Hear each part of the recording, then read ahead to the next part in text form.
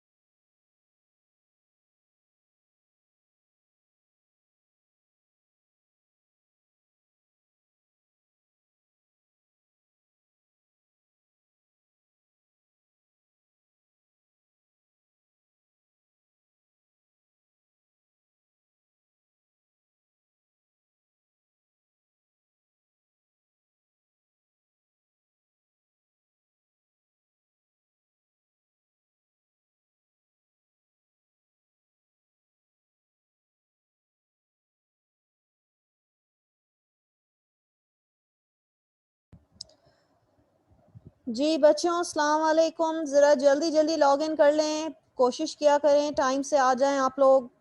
We need to start the class. I am waiting के भाई आ जाएं बच्चे, इसलिए क्योंकि तुम लोगों के क्वेश्चंस इतने आएंगे आज के I don't want to repeat answering the same question and again again. तो मैं रिस्क नहीं लेना चाह रही हूँ किसी भी किस्म का। मेरी आवाज़ सबको आ रही है?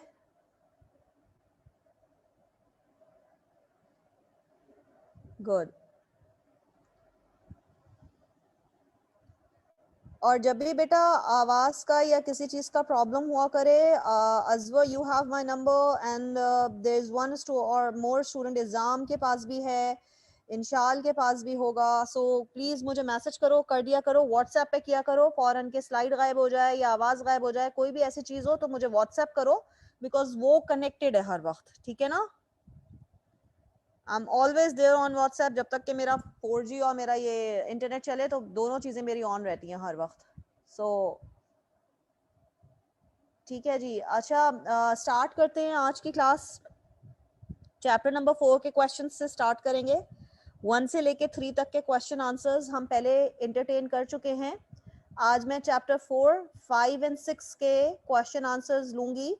सो थोड़ा सा ऑर्गेनाइज्ड वे में चलना है, लास्ट टाइम की तरह, लास्ट सैटरडे की तरह। I am not going to keep myself repeating again and again for the same thing, ठीक है ना? तो थोड़ा ऑर्गेनाइज्ड वे में चलना है और इसीलिए मैं चाह रही हूँ कि मेजॉरिटी नंबर ऑफ स्टूडेंट्स आ जाएं, ताकि जो है वो हमें या चले। We have good number of students here, but of course हमारी क्लास की स्ट्रेंथ जो है वो 90s में हुआ करती थी। कल मेरे पास शायद 50s की स्ट्रेंथ थी, बट लेट्स सी कि आज क्या हिसाब रहता है। चले जी, हम स्टार्टिंग। ठीक है जी। चैप्टर नंबर 4 आपका जो है that is about the global environment, ठीक है? Managing in the global environment. तो ग्लोबल एनवायरनमेंट का मतलब है जब आप अपने या कोई भी ऑर्गेनाइजेशन अपने प्रोडक्ट्स को इंटरनेशनल मार्केट में लेके जाती है, ठीक है? तो इंटरनेशनल मार्केट में जब आप लेके जाती है, फॉर एग्जांपल पहले हम कभी भी ऑर्गेनाइजेशन की ग्रोथ जो है ना वो दो तरीकों से होती है, याद रखना। चेंज इन द प्रोडक्ट या change in the market. Change in the product को हम कहते हैं innovation. we bring in new flavors, we bring in new ingredients के अंदर हम fluctuation and changes करके लेके आते हैं, we change the product, ठीक है? दूसरा जो कॉन्सेप्ट होता है मार्केट को पेनिट्रेट करने का या मार्केट शेयर को बढ़ाने का किसी भी ऑर्गेनाइजेशन के लिए, that is when you change the market. अब चेंज इन द मार्केट के अंदर हम बात करते हैं तो मार्केट विथ रिस्पेक्ट टू, पहले तो हम लोकल मार्केट की बात करते हैं। जब लोकल मार्केट के अंदर हमारा मार्केट शेयर पेनिट्रेट अच्छी तरीके से हो चुका होता है, मार्केट कैप्चर कर चुके होते हैं, पेनिट्रेट कर चुके होते हैं, तो what we do, we change the market, that is we take our product globally, internationally, ठीक है ना? तो जिसको हम बोलते हैं ग्लोबल एनवायरनमेंट। अब सबसे पहले हम बात करते हैं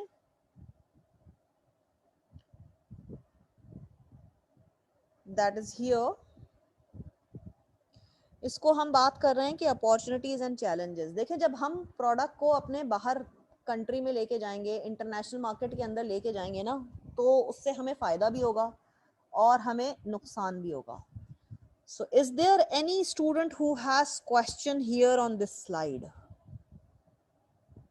इस स्लाइड पे किसी स्टूडेंट को कोई क्वेश्चन है? जिस किसी को भी है, स्क्रीन पे, चैट स्क्रीन पे क्वेश्चन थ्रो करो जी। जिस किसी को भी क्वेश्चन है तो चैट स्क्रीन पे क्वेश्चन दीजिए प्लीज। किसी भी स्टूडेंट को कोई क्वेश्चन है?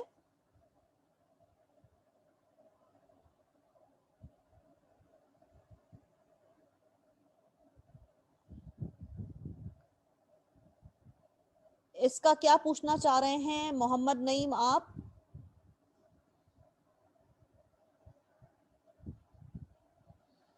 Alright, if you are looking, ma'am 0.5 जो है, यस एग्जैक्टली ठीक है। 0.5 के अंदर हम बोल रहे हैं avoid, let me just give you the exact meaning of this word. It means narrow outlook, taro क्लाइज्म को हम कहते हैं you are having a very narrow outlook. Narrow outlook का मतलब है कि हम सिर्फ लोकल एरिया के ऊपर या हमारा एरिया वाइज जो डिवीजन है वो हमारा फोकस जो है वो बहुत नैरो है, बहुत छोटा है, बहुत लिमिटेड है। Is it clear?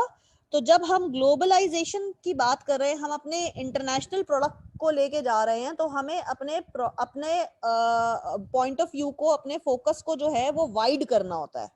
वाइड का मतलब है ब्रॉडन अप करना होता है। हम नैरो फोकस नहीं रख सकते हैं। हमें बहुत सारी चीजों को, बहुत सारे पैरामीटर्स को, हमें अपने फोकस को लिमिटेड नहीं रखना चाहिए, अनलिमिटेड कर देना चाहिए, बढ़ा देना चाहिए। ठीक है? Is it clear? Is it clear?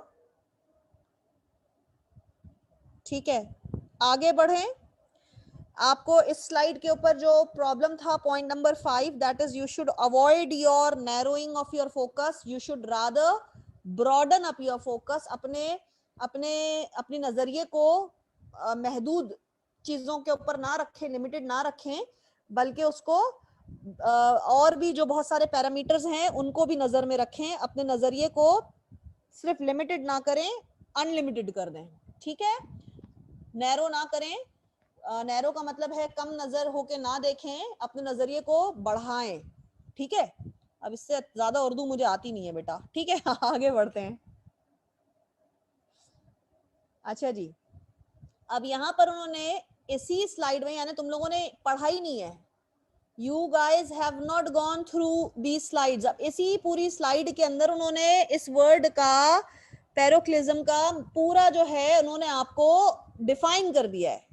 ये उन्होंने बता दिया है कि अब आप क्या कर रहे हैं, आप सिर्फ अपने नजरिए, अपने पर्सपेक्टिव को, अपनी सोच को दुनिया पे लगा रहे हैं, जो कि पॉसिबल नहीं है।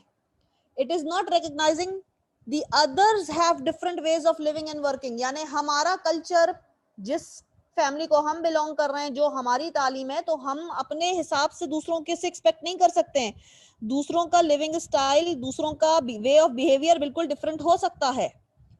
अब यहाँ पे सिग्निफिकेंट प्रॉब्लम फॉर मैनेजर्स क्या होगा कि ग्लोबल बिजनेस वर्ल्ड के अंदर जब हम जाएंगे तो हमें तो दूसरों का नजरिया ही नहीं पता, हमें दूसरों के तौर तरीके ही नहीं पता है, तो हम दूसरों की चीजों को, दूसरों के वैल्यूज को इग्नोर नहीं कर सकते हैं। So this was the meaning of this thing कि आप लिमिटेड होके नहीं सोच सकते हैं, आपने अनलिमिटेड होके सोचना है। अब अगर तुम लोगों ने ये स्लाइड देखी होती, तुम लोगों ने पढ़ा होता, तो तुम आज ये सवाल मेरे पास जो पिछली स्लाइड पे आया कि इस वर्ड को डिफाइन कर दें, ये नहीं आता। ठीक है? एनीवेज, तुम लोग मेरे इंस्ट्रक्शंस को भी नहीं सुनते हो। अब मैं अननेसेसरी, देखो, तुम लोग को मीनिंग्स नहीं बताऊंगी, गूगल कीजिए please. Any question on this slide? जो कि किसी का सवाल जो है, सवाल करने से पहले प्लीज ध्यान में रखें कि सवाल जो है वो आपका वैलिड होना चाहिए। इलॉजिकल क्वेश्चंस को मैं आंसर नहीं करूंगी। Any question on this slide?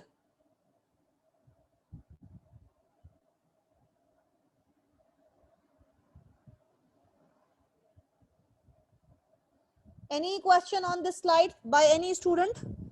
बेटा यस या नो बोल के आगे चलो, बढ़ो। जब कुछ तो आप जवाब, कुछ तो चैट स्क्रीन पे लिखिए। सब समझ आ गया? क्लियर है? आगे बढ़ रहे हैं? ठीक है जी, ओके ओके, बस बस ज्यादा सब लोग ना लिखे, कोई एक ही लिख दे काफी है। ठीक है? आगे बढ़ रही हूं मैं। अच्छा, अब यहां पर हमारे पास एथनोसेंट्रिक, पॉलीसेंट्रिक और जियोसेंट्रिक का कॉन्सेप्ट था। एथनोसेंट्रिक का मतलब है होम कंट्री पे फोकस करना, जो मेरी कंट्री में हो रहा है मेरा फोकस वही होगा, मैं वही चीज तमाम तर दूसरी कंट्रीज पे लगा दूंगी। पॉलीसेंट्रिक का मतलब होता है होस्ट कंट्री को फोकस करना। होस्ट कंट्री का मतलब होता है जैसा देश वैसा भेष, हर कंट्री के अंदर आप उसके हिसाब से चेंजेस लेके आते हैं। There is always supposed to be one approach which is the best approach. Geocentric का मतलब होता है वर्ल्ड वाइड, यानी अब ये कुछ चीजें जो है ना वो वर्ल्ड वाइड चल जाएंगी।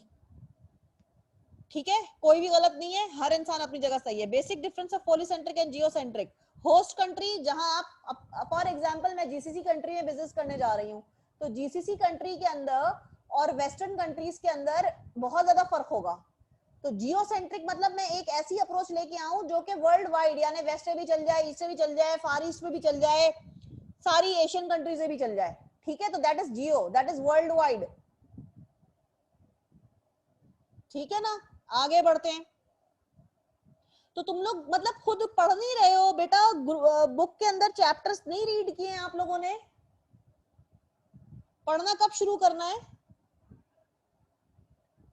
अल्लाह माफ करे, देखो सच्ची बात है, सितंबर अब ये खत्म होने को आ गए, अक्टूबर नवंबर 2 महीने काउंट कर लो तुम लोग। पेपर कब है आपका? दिसंबर में। तो how much time you have?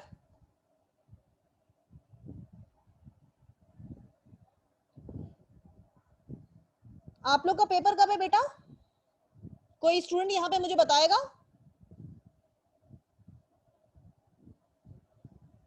Expected दिसंबर।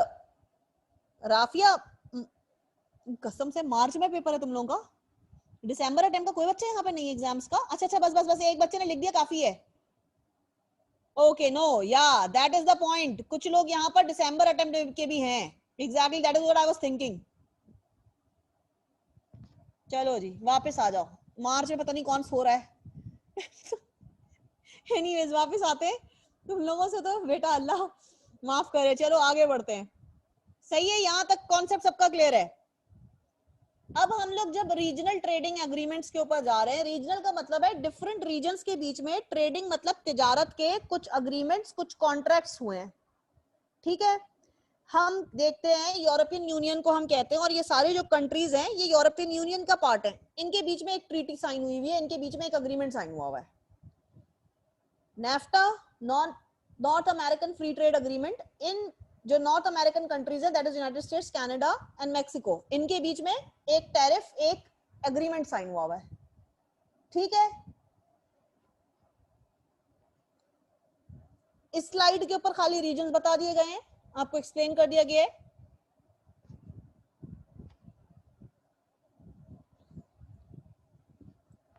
अच्छा जी, यहां पर आपके पास कैफ्टा की एब्रीविएशन है, that is central American free trade agreement, यानी अमेरिका के जो मेन सेंट्रल पार्ट्स हैं उनके बीच में अग्रीमेंट हुआ हुआ है। ठीक है, सर्जन कोन कॉमन मार्केट, दो इन्होंने आपको इसमें एब्रीविएशंस मजीद दे दिए हैं। फिर आपको उन्होंने एशियन कंट्रीज का बता दिया, that is association of south east Asian Nations trading between the 10 south Asian countries, और साउथ एशियन कंट्रीज के अंदर उन्होंने सार्क का भी जिक्र कर दिया है। सार्क कंट्रीज के अंदर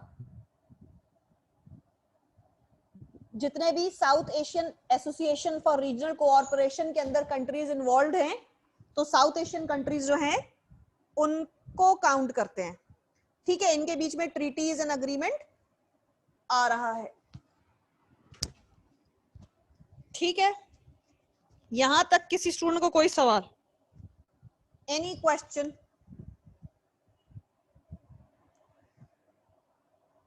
एनी क्वेश्चन?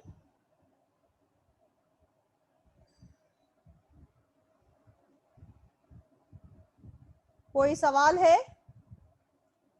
नो, ओके जी, आगे बढ़ रहे हैं। ओके ठीक है, अब देखें, यही आपको उन्होंने बताया हुआ है। अच्छा, वर्ल्ड ट्रेड ऑर्गेनाइजेशन WTO की एब्रीविएशन उन्होंने आपको बता दी है। ठीक है, फिर उन्होंने आपको GATT general agreement on tariffs and trade बता दिया है। ठीक है, ये 1995 में जो है वो साइन हुआ था। ठीक है, इसके अंदर 149 मेंबर्स हैं, इसके अंदर 32 ऑब्जर्वर्स, गवर्नमेंट ऑब्जर्वर्स हैं, 32 कंट्रीज की गवर्नमेंट जो है वो ऑब्जर्व कर रही है इनको।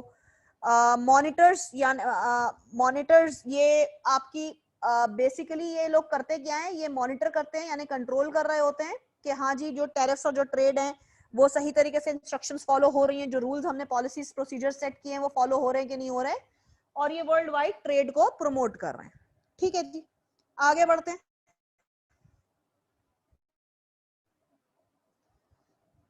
फिर हमने डिफरेंट टाइप्स ऑफ ऑर्गेनाइजेशन के बारे में बात की है।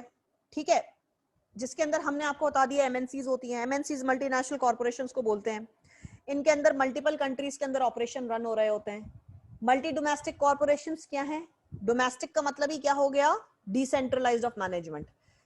It is an MNC that decentralise management and other decisions to local country, यानी यहाँ पर लोकल कंट्री, डोमेस्टिक क्या हो गया? लोकल कंट्री की बात हो रही है। तो हमने मल्टी डोमेस्टिक कॉर्पोरेशन को क्या कर दिया है? हमने डोमेस्टिक कॉर्पोरेशन मतलब अब हमने लोकल कंट्री को बहुत सारे डिसीजन मेकिंग पावर की इख्तियारात डिसेंट्रलाइज कर दिए हैं, ठीक है। ग्लोबल कंपनी एमएनसी, ये वो एमएनसी होगी जिसके अंदर सेंट्रलाइज्ड यानी होम कंट्री जो है वो डिसीजन लेगी। पाकिस्तान का प्रोडक्ट है तो पाकिस्तान की कंट्री डिसीजन लेगी कि हमें जाकर के यूरोप के अंदर किस तरह से प्रोडक्ट को बेचना है, ठीक है जी। आगे बढ़े, चैट स्क्रीन पे बोलते जाओ, यस मिस नो मिस, आगे बोलते जाओ, बढ़ रही हूं मैं आगे। कोई सवाल इस इन MNC multi domestic and global company के बीच में किसी को भी कोई सवाल है तो कर लो। ये मतलब हम नहीं अहमद, ये हम कौन सा कॉन्सेप्ट आ गया है, हम कौन सा कॉन्सेप्ट है नहीं अहमद साहब? ओके क्लियर है, ठीक है डन है, मैं आगे बढ़ रही हूं।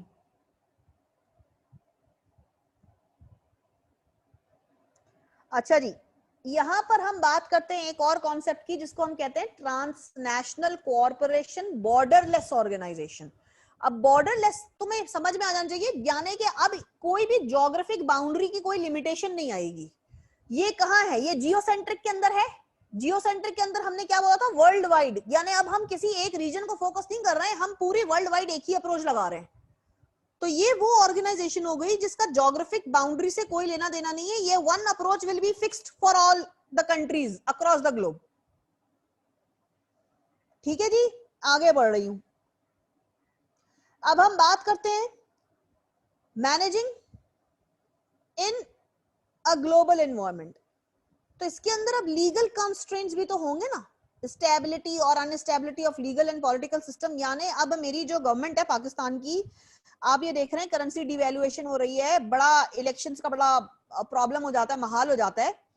तो हम लोग जो है इतने ज्यादा अभी तक स्टेबल नहीं है, जिसकी वजह से अभी तक हम एक डेवलप्ड कंट्री नहीं है, we are under developed country, ठीक है। थर्ड वर्ल्ड उसमें काउंट हो रहे होते हैं, कंट्रीज के अंदर हम काउंट हो रहे होते हैं, but this is why because यहां पर हमारे पास पॉलिटिकल एंड लॉ जो है वो इनस्टेबिलिटी है। इनस्टेबिलिटी का मतलब है हमारे पास कोई चीज श्योर नहीं है, फिक्स नहीं है, हम बहुत अच्छी तरीके से लॉ एनफोर्समेंट भी हमारी वीक है, ठीक है। अब difference of laws in various nations, of course हमारे पाकिस्तान के अंदर भी जो है ना वो बहुत सारे डिफरेंट लॉज हैं, कुछ शरीयत लॉ लग जाता है, कोई मर्केंटाइल बिजनेस अभी अंग्रेजों का लॉ लगा देते हैं।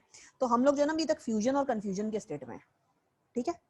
तो यहाँ पर जो बिजनेस हम करने जाते हैं तो जाहिर सी बात है कंट्री टू कंट्री बिजनेस के अंदर लॉज चेंज होता है। कुछ कंट्रीज के अंदर इवन वुमेन्स को जो है वुमेन्स राइट्स नहीं है, उनको हम कहते हैं कि ग्लास सीलिंग एक कॉन्सेप्ट आता है, आगे आप पढ़ेंगे। ग्लास सीलिंग के अंदर क्या होता है कि वुमेन्स को हम खाली रिस्ट्रिक्ट कर देते हैं कि कोई भी खवातीन जो हैं जेंडर वाइज हम डिस्क्रिमिनेशन करके फिक्स कर देते हैं कि ये टॉप पोजीशंस के ऊपर हायर नहीं की जाएंगी, ठीक है। इसके अलावा हमारे पास और भी बहुत सारे वेरियस लॉस के अंदर चाइल्ड लेबर के लॉस के अंदर डिफरेंस है। ब्राइबरी कुछ कंट्रीज में जो है वो लीगल है, कुछ कंट्रीज में इलीगल है, कुछ कंट्रीज में वाइन लीगल है, कुछ कंट्रीज में वाइन इलीगल है, कुछ कंट्रीज में आपका ड्रग्स जो है वो लीगल है, कुछ कंट्रीज में ड्रग्स जो है वो इलीगल है। सो ये कंट्री टू कंट्री लॉ जो है वो वेरी कर रहा है, ठीक है जी। आगे बढ़ रही हूँ, कोई सवाल है तो पूछ लो। हाँ, हम डेवलपिंग कंट्रीज हैं, मगर मैं तो ये कहूंगी अगर हकीकत पसंद हो के देखो सारे में तो अंडर डेवलप्ड कंट्री है। डेवलपिंग कंट्रीज के भी हालात जो है वो हमारी कंट्री से अब जो हालत है ना प्रेजेंट, तो ना बात करें इसके ऊपर, डिबेट ना करें, सही है ना। आगे बढ़ते हैं, ठीक है। अच्छा जी, अब हम बात करते हैं इकोनॉमिक एनवायरनमेंट की, इकोनॉमिक सिस्टम की बात करते हैं। इकोनॉमी का मतलब है पैसा कहाँ से आ रहा है और पैसा कहाँ जा रहा है, रिसोर्सेस किधर से आ रहे हैं और किधर जा रहे हैं। हमारे पास इकोनॉमी के अंदर हम बहुत सारी प्लानिंग करते हैं, फॉर एग्जांपल टैक्स इम्पोज करना, फॉरेन इन्वेस्टमेंट लेके आना, डॉलर रेट को फिक्स कर देना, यानी करेंसी एक्सचेंज रेट आ गया आपका, इन्फ्लेशन रेट आ गया, इन्फ्लेशन का मतलब महंगाई, और टैक्स पॉलिसीज, ये सारी चीजें जो है ना ये हमारी इकोनॉमी का हिस्सा है, ठीक है जी। कोई सवाल आया शायद मेरे पास? Alright, but an underdeveloping country is one which only focuses on the primary sector, but alhamdulillah we are industrial as well. All right, we are industrialized as well, but none of the industry is actually doing what they are supposed to do या produce as much as they are produced to do, like we expect them to do. तो हम लोग जो हैं वो even we are not able to export our stuff, और अब जब export करते तो हमारे पास shortage हो जाती है. तो इसके ऊपर सारेम I don't want to debate. You are right. अगर आप बुक की चीजों को देखेंगे तो you are right, but अगर आप facts के ऊपर देखेंगे तो you will understand my problem. ठीक है ना, the problems I'm saying. So you will agree even with me. क्योंकि आप ये देखें फ्रूट्स एंड वेजिटेबल भी हम जब एक्सपोर्ट कर रहे होते हैं तो हमारे पास प्राइस रेट कहाँ जा रहा है, हमारे पास जो है वो चीजें पूरी नहीं पड़ रही होती हैं. So I don't want to debate on it, again it's a debatable thing. ठीक है, डेवलपिंग कंट्री है, आप इसको डेवलपिंग ही समझ के चलो, कोई मसला नहीं है. मेरे लिए ये अल्लाह माफ करे बोलना नहीं चाहिए, आई डोंट वांट टू से it would be really hurtful, but ये अंडर डेवलप कंट्री से भी कोई अगर नीचे अगर कोई चीज होती तो उसको मैं अभी उसमें रेट कर देती कि जो हालात चल रहे हैं. ठीक है, चलिए जी आगे बढ़ते हैं. ऑलराइट, अब हम बात करते हैं कल्चरल एनवायरनमेंट की. कल्चर का मतलब होता है इंसान का तौर तरीका, बिहेवियर, एटीट्यूड, जो कि हम बहुत सारी चीजें हमारे बिहेवियर को शेप करती हैं. इसके अंदर हमारा बिलीव आता है, हमारा difference between right and wrong values आता है, मॉरल एटिकेट्स आते हैं. ठीक है, फिर इसके अंदर एक चीज और है कि हर ऑर्गेनाइजेशन का एक अपना कल्चर होता है, उसका बिहेव करने का, उसके एम्प्लॉइज का बिहेव करने का एक अपना तरीकेकार होता है. ठीक है, हर ऑर्गेनाइजेशन का अपना कल्चर होता है. कुछ बहुत फिक्स्ड होता है, कुछ बहुत रिजिड होता है, कुछ बहुत फ्लेक्सिबल होता है, कुछ सेंट्रलाइज होता है, कुछ डिसेंट्रलाइज होता है. किसी ऑर्गेनाइजेशन के अंदर बड़े पॉलिटिकल इश्यूज होते हैं, गवर्नमेंट का स्टेक शामिल होता है तो और बुरी हालत हो जाती है. तो हर ऑर्गेनाइजेशन का अपना कल्चर है. ठीक है जी, ऑलराइट, मूविंग अहेड. ये एक हमने अमेरिका के लोगों के साथ एक एग्जांपल आपको दी हुई है कि यहाँ पर this is how we take that people from America behave, और this is actually there in a way. उनकी जो बिहेवियर को देखते हुए हम उनके साथ ये चीजें, ये कैरेक्टरिस्टिक्स फिक्स कर देते हैं. ये लोग बड़े डायरेक्ट होते हैं, इनफॉर्मल होते हैं, कंपैरेटिव होते हैं, अचीवर्स होते हैं, इंडिपेंडेंट होते हैं, इंडिविजुअलिज्म पे काम कर रहे होते हैं, हर चीज में क्वेश्चनिंग करते हैं, खामोशी को पसंद नहीं करते हैं, डिसलाइक करते हैं, पंक्चुअल बहुत होते हैं. हम लोगों के बारे में तो पंक्चुअलिटी का मतलब क्या कहा जाए, यानी अगर आप किसी को बोला होगा 9 बजे सुबह पहुंच जाना, तो यानी 2 घंटा उसमें ऐड कर दो, 11 बजे तक तो वो पहुंच ही जाएगा. ठीक है, और वो अगर कोई अमेरिकन यहाँ जब आते हैं तो उनकी शक्लें देखा करें कि वो कितने हैरान और परेशान हो जाते हैं ब्रिजेस के नीचे हमारा कचरा देख के. ठीक है, so they are very clean, very organised. So this is how we categorise them. ठीक है जी, आगे बढ़ते हैं. चैलेंजेस, ग्लोबलाइजेशन के चैलेंजेस भी हैं. यानी अब हम लोग इक्विप्ड ही नहीं है. हम अपना पाकिस्तान के अंदर ही ट्रेड नहीं कर पा रहे हैं, हम पाकिस्तान के अंदर ही अपनी मैनेजमेंट स्किल्स को, अप्रोच को लगा नहीं पा रहे हैं. तो ये तो चैलेंजिंग हो जाएगा कि हम अक्रॉस द ग्लोब लेके जाएं. हमारे पास रिसोर्सेज हैं नहीं है, हमें कल्चर की अवेयरनेस है या नहीं है, तो भी हम बाहर लेके जा रहे हैं अपना प्रोडक्ट, तो ये चैलेंजिंग होगा. ठीक है, चैलेंजिंग होगा तो इसके अंदर रिस्क भी इन्वॉल्व होगा. रिस्क क्या होगा, पैसा डूबने की चांसेस हैं. अगर हम किसी टेररिस्ट मतलब हमारे यहाँ से भी ऐसा नहीं है कि हम बहुत ही बुरे हालात में, हमसे भी बुरे हालात में कंट्रीज मौजूद हैं.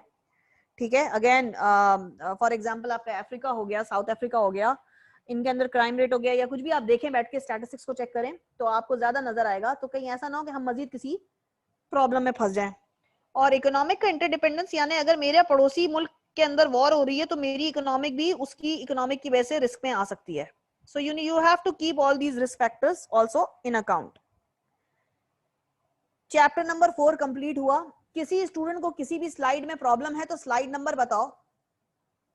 मेरे ख्याल से ये बेहतर तरीका है कि मैं अपनी एनर्जी को जाया करूं रॉन्ग डायरेक्शन में, तो ये बेहतर तरीका है आपके क्वेश्चन आंसर सेशन को हैंडल करने का. किसी स्टूडेंट को किसी भी स्लाइड में कोई भी सवाल है तो अब स्लाइड का नंबर बारी बारी करके लिखो एंड आई विल आंसर.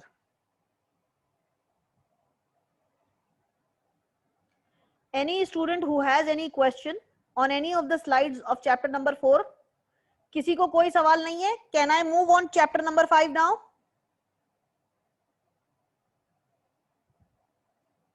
नहीं नहीं महरीन, इतना ज्यादा रट्टा मारने की जरूरत नहीं है। इतना ज्यादा आपको वो होने की जरूरत नहीं होती है कि कंट्रीज के नाम भी याद करने हैं, इतना रिस्ट्रिक्टेड नहीं होगा, बस आपको एब्रिविएशंस नो हाउ होनी चाहिए। ठीक है। ग्लोबल एनवायरनमेंट के अंदर तमाम तर पेस्ट आ जाएगा, पेस्टल भी आ जाएगा, ठीक है, वो सारे इश्यूज भी आएंगे। होगा सारे पेस्ट पेस्टल सब होगा। इकोनॉमिक की बात होती है तो आपकी, जब ग्लोबलाइजेशन की इन्वायरमेंट की बात हो रही है तो इन्वायरमेंट के अंदर अनकंट्रोलेबल फैक्टर्स तमाम के तमाम PESTEL. P political, economical, sociological, T technological, then E again ये इकोलॉजिकल वाला, और एल लीगल, तमाम तर चीजें आपकी आएंगी। ठीक है, I hope I am clear. Franchising, Mohammad Naeem, franchising हो गया आपका, जॉइंट वेंचर हो गया आपकी, ये सारी चीजें जो है वो बहुत डिटेल में हम पहले भी डिस्कस कर चुके हैं। देयर वाज अ स्टूडेंट जिसने बहुत अच्छा होमवर्क किया था, आई वांट दैट गर्ल और that boy to give this reply कि फ्रेंचाइजिंग का मतलब क्या होता है। आप अपने इख्तियारात दूसरी कंपनी को दे रहे हैं कि yes you can sell your product under my name, under my brand name. Franchise ले ली, फ्रेंचाइज लेने का मतलब क्या होता है कि हमने जो है बेचने के राइट्स, इख्तियारात ले लिए हैं, कोलैबोरेट कर लिया है उस दूसरी कंपनी से और हम चीजें बेच रहे हैं।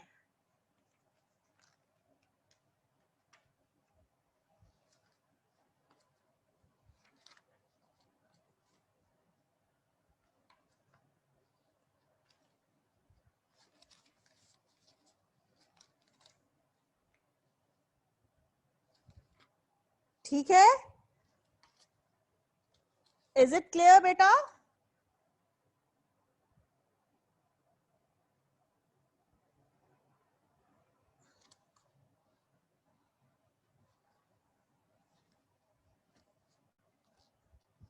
Is it clear?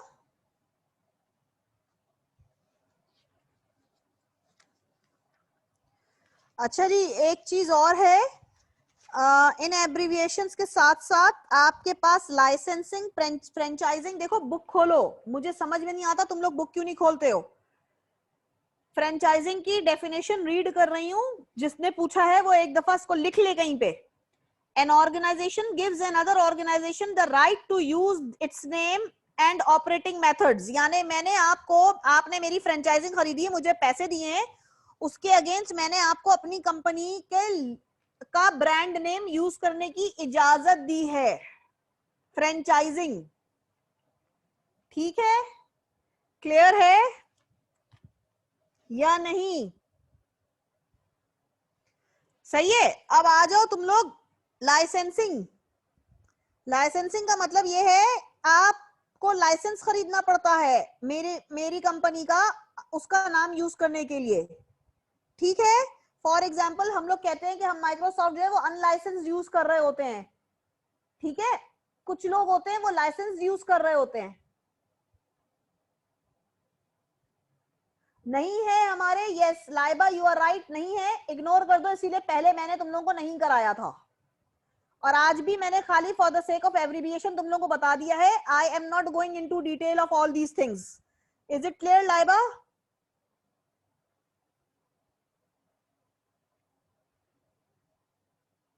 सही है, अब मैं चैप्टर नंबर 5 स्टार्ट करने जा रही हूं।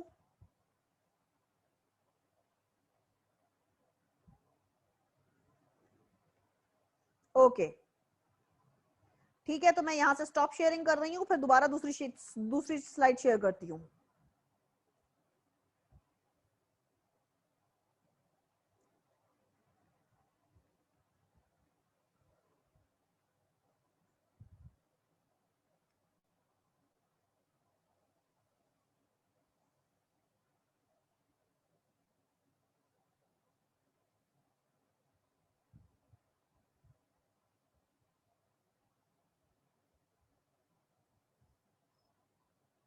ठीक है जी, अब आ जाओ तुम लोग चैप्टर नंबर 5 पर। Now I would like to request, अगर मेरे पास एडमिन स्टाफ से कोई पर्सन है तो प्लीज ये सारे क्वेश्चंस हटा दीजिए, ताकि जो है वो, अब हम दूसरा चैप्टर करने जा रहे हैं। हाँ जी, तो हमारे पास जरा exactly, thank you so much.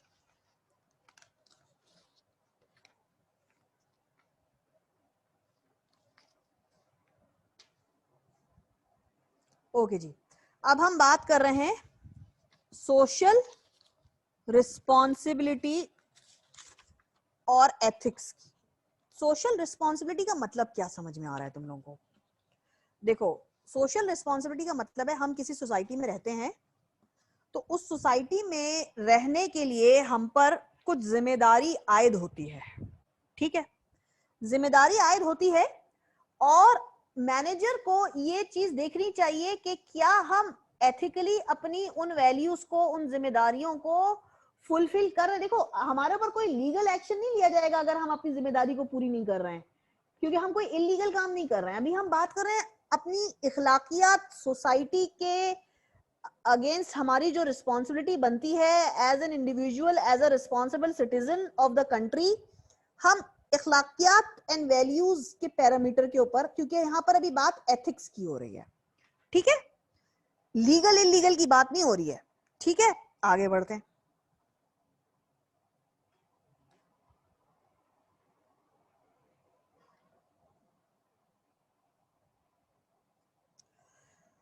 अब सबसे पहले तो उन्होंने आपको एक ऑब्लिगेशन का वर्ड यूज किया है।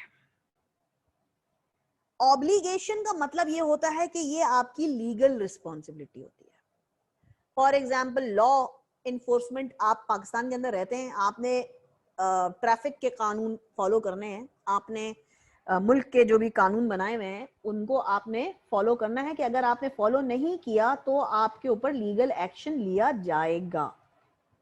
ठीक है, सबसे पहले ऑब्लिगेशन का मतलब ही क्या है? Your legal responsibility. ठीक है, आगे बढ़ते हैं। Social responsiveness. अब हम अपनी सोसाइटी को किस तरह से उसको हम एक्शंस ले रहे हैं, उसको हम रिस्पॉन्ड कर रहे हैं, हमारी जो जिम्मेदारियां हैं क्या हम उनको फुलफिल कर रहे हैं, और क्या जिम्मेदारी बनती है सोसाइटी के अगेंस्ट, मतलब हमारी क्या जिम्मेदारी बनती है सोसाइटी के ऊपर एज एन ऑर्गेनाइजेशन। तो जाहिर सी बात है, हम अपना वेस्ट प्रोडक्ट फेंक रहे होते हैं तो हमें हार्म नहीं करना है।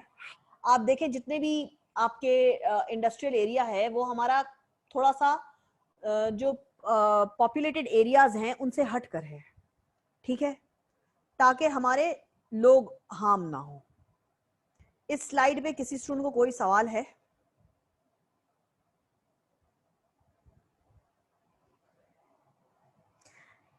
सवाल होगा तो तुम सिर्फ सवाल थ्रो करोगे, वरना खामोश रहो। ठीक है, अब मैं आगे बढ़ रही हूं।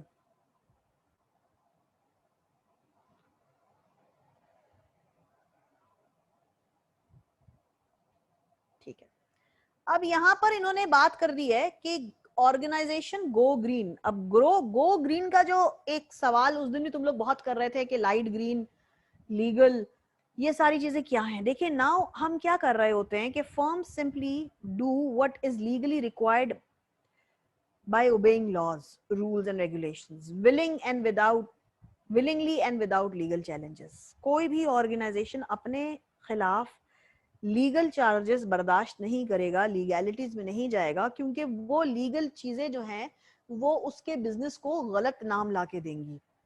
तो उस चीज को अवॉइड करने के लिए तमाम तर ऑर्गेनाइजेशंस जो हैं वो law, rules and regulations of the country को चाहते हुए, इंटेंशनली, विलिंगली फॉलो करेंगे to avoid any legal consequences. ठीक है, मार्केट के अंदर अप्रोच की बात करते हैं। अब क्या प्रेफरेंस है कस्टमर की? जो प्रोडक्ट है वो क्या एनवायरमेंटल फ्रेंडली है, मतलब हार्मफुल तो नहीं है एनवायरमेंट को? ठीक है, स्टेक होल्डर कौन होता है भाई? स्टेक होल्डर वो होता है जिसका कुछ ना कुछ स्टेक पे लगा होता है, यानी कि कंपनी के प्रॉफिट या लॉस में उसका अमल दखल होगा, कंट्री के कंपनी के, यानी कंट्री के बोल रही हूँ, कंपनी के, सॉरी, कंपनी के प्रॉफिट एंड लॉस के अंदर उसका अमल दखल होगा, ठीक है, तो उसको हम कहते हैं क्या, स्टेक होल्डर। स्टेक होल्डर्स की एग्जांपल उन्होंने आपको दे दी है, एम्प्लॉय, सप्लायर एंड कम्युनिटी, ये स्टेक होल्डर है। कंपनी के अंदर इन्होंने कुछ ना कुछ स्टेक पे लगाया हुआ है। कम्युनिटी ने क्या चीज स्टेक पे लगाई हुई है? फॉर एग्जाम्पल मेरे मोहल्ले में कोई ऑर्गेनाइजेशन खुल जाती है, तो अब कम्युनिटी का पार्ट मैं भी हो गई ना, उनके ट्रैफिक से, उनके गर्दो गुबार से मुझे भी तो लॉस होगा या फायदा होगा, तो मैं भी स्टेक होल्डर हो गई, ठीक है। एम्प्लॉय, सैलरी बनती है। सप्लायर, मैं किसी गलत कंपनी का मटेरियल सप्लाई करूंगी तो मेरा भी नाम खराब होगा, ठीक है। तो इस तरह से मेरा भी कुछ ना कुछ स्टेक पे लगा हुआ है। अब बात करते हैं एक्टिविस्ट की अप्रोच। यहां पर हम बात कर रहे होते हैं कि हमें अपने एनवायरनमेंट को बचाना होता है, तो हमें एक्टिवली पार्टिसिपेट करना चाहिए अपनी जिम्मेदारी के अगेंस्ट। तो हम अब इसको एक्टिवली जो है वो पार्टिसिपेट करते हैं। देखो यहां पर legal approaches, market approach, stakeholder approach and high आपका एक्टिविस्ट अप्रोच। हाई का मतलब है now people are actually fulfilling their responsibility, companies are actually fulfilling, dark green हो गया। और यहाँ पे देखें ये बिल्कुल मिनिमम खाली लीगल चीजों को हम फुलफिल कर रहे हैं, बाकी हम जो है वो ज्यादा सपोर्ट नहीं कर रहे हैं एनवायरमेंट को। Is it clear? ये क्वांटम समझ में आ गया? हाई और लो का, हाई और लो का क्वांटम समझ में आ गया। हम ज्यादा लो के अंदर हम ज्यादा पार्टिसिपेट नहीं कर रहे हैं, बट हाई के अंदर हम बहुत ज्यादा एनवायरमेंट का ख्याल रख रहे हैं, ठीक है जी। आगे बढ़ते हैं।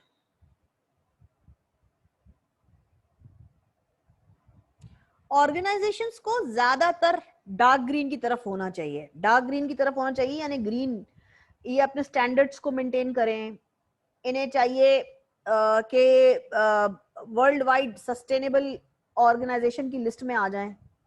हमारा नाम भी जो है ना 100 मोस्ट सूटेबल सस्टेनेबल कॉर्पोरेशंस की लिस्ट में आ गया है, तो क्या होगा, ऑर्गेनाइजेशन को, हमारे जो लोगों के ऊपर पोजीशन हुआ होगा ना कि हाँ ये जो है ना, ये इनके प्रोडक्ट्स अच्छे होते हैं, ऑर्गेनिक होते हैं, एनवायरमेंटल फ्रेंडली होते हैं, आपको हार्म नहीं करते, आपको डैमेज नहीं देते हैं, तो हमारा नाम अच्छा हो जाएगा, तो गुडविल जनरेट हो जाएगी, लोग हमारा प्रोडक्ट खुद ही खरीदेंगे, फ्री मार्केटिंग हो जाएगी ये तो, ठीक है।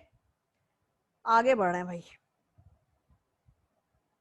एथिक्स को डिफाइन कर देना चाहिए कि ये चीजें, ये वैल्यूज जो है वो बिहेव एक्सेप्टेबल है, राइट है, और ये जो है ये चीजें अनएक्सेप्टेबल है, ये रॉन्ग है, ठीक है। एथिक्स को हमेशा डिफाइन कर देना चाहिए।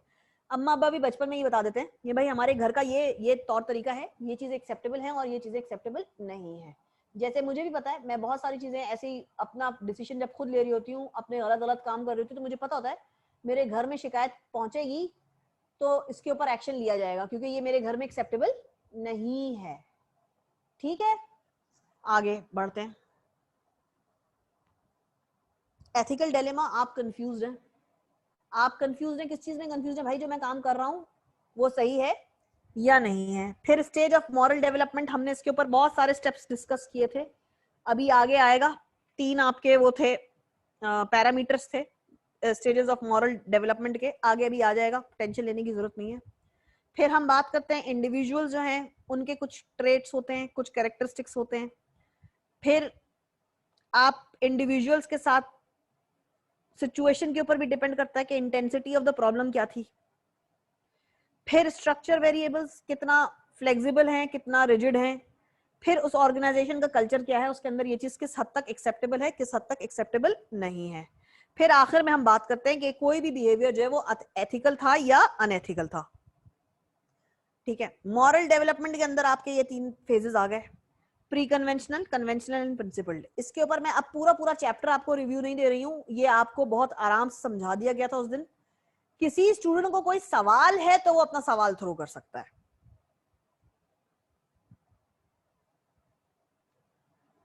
If any student has any question, please throw the question so that I can answer your query.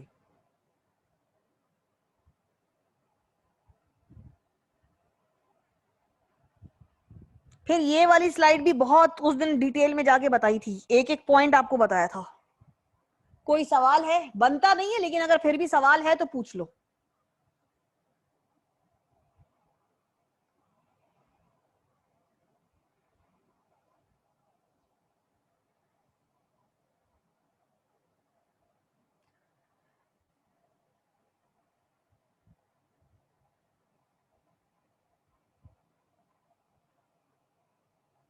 अब बात करते हैं मॉरल डेवलपमेंट के अंदर। रिसर्चर्स ने बोला भाई, उन्होंने कंक्लूजन दे दिया। उन्होंने बोला कि लोग जो हैं वो स्टेजेस ऑफ मॉरल डेवलपमेंट के सीक्वेंस वाइज फॉलो करते हैं। सीक्वेंस कैसी है भाई? सीक्वेंस ये है कि पहले प्री कन्वेंशनल, फिर कन्वेंशनल और फिर प्रिंसिपल्ड। ये सीक्वेंस इस लेवल वाइज ये लोग फॉलो करते हैं, ठीक है।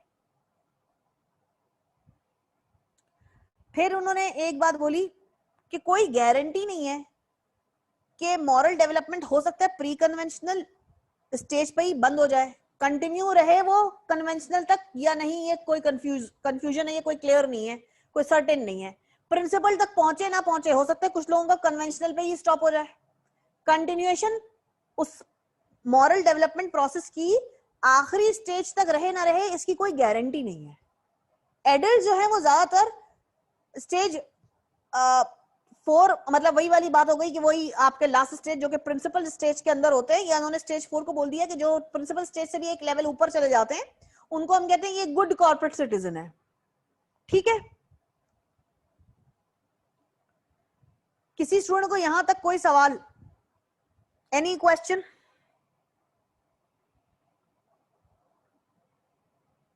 Any question? Okay, moving ahead. हर इंडिविजुअल का अपना वैल्यू होगा, difference between right and wrong की सोच होगी, उसकी अपनी पर्सनालिटी होगी, वो झूठा होगा, वो हार्ड वर्किंग होगा, वो लेजी होगा, ये उसके पर्सनालिटी ट्रेट्स हो सकते हैं। उसकी ईगो बहुत बड़ी है या बहुत छोटी है, जैसे फॉर एग्जांपल मेरी ईगो मुझे पता है बहुत बड़ी है, ठीक है, और मैं अपनी ईगो में मतलब बहुत अजीब और गरीब काम भी कभी कभी कर जाती हूँ। ये हर बंदे को अपनी कमजोरी पता होगी। कुछ लोग होते हैं उनको मैं देखा वो बड़े फ्लेक्सिबल होते हैं, इजी गोइंग होते हैं, उनकी ईगो जो है वो कभी भी उनके आड़े नहीं आती, तो they are very very successful people. आगे बात करते हैं internal locus and external locus की बात करते हैं। इंटरनल लोकस का मतलब है आपका believe, the believe that you control your destiny. आप कह रहे हैं भाई मैं अपनी अपनी जो अपनी लक है, अपनी डेस्टिनी जो है वो खुद ही कंट्रोल, मेरे कंट्रोल में है। एक्सटर्नल लोकल अब क्या होता है? ये आपका बिलीव हो जाता है, the believe that what happens to you is in due of luck और चांस। ये हो गया, ये एनवायरमेंट की वजह से, ये किस्मत में था, नसीब में था, हो गया मेरे साथ, मेरा मेरा इसमें कोई लेना देना नहीं है, ठीक है। आगे बढ़ते हैं। आप सबको पता है स्ट्रक्चरल वेरिएबल्स के अंदर आपका परफॉर्मेंस अप्रेजल सिस्टम, आपकी प्रमोशन हो रही है based on your good performance, आपको रिवॉर्ड मिल रहा है, आपका बिहेवियर जो है वो कैसा है, और मैनेजर भी आपको कैसे डील करता है, ठीक है।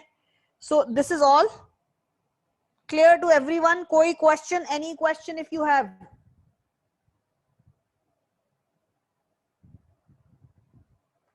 If you have any question बेटा। बच्चों ये रिवीजन आपके लिए किया जा रहा है, आपकी भरपूर फरमाइश पे किया जा रहा है कि मिस चैप्टर नंबर 4 में ये प्रॉब्लम हो गया, तो 5 में ये प्रॉब्लम हो गया, तो मैंने सैटरडे को फिक्स कर दिया question answer session of what we do in the 2 lectures, ठीक है। तो प्लीज कोई सवाल है तो डरो नहीं, लेकिन सवाल आपका लॉजिकल होना चाहिए। Any question? कोई सवाल नहीं है? कमाल हो गया ये तो। पिछले हफ्ते तो तुम लोगों ने मुझे इतना तंग किया है, डांट से तुम लोग सही हो गए मेरे ख्याल से। आया एक सवाल आया, ma'am good corporate citizen stage 4 में मॉरल डेवलपमेंट की। यस बिल्कुल, गुड कॉर्पोरेट सिटीजन का मतलब है आप मैच्योर हो गए, आप प्रिंसिपल्ड हो गए। प्रिंसिपल्ड मतलब अब सारे रूल्स रेगुलेशंस आपके अंदर एम्बेड हो गए,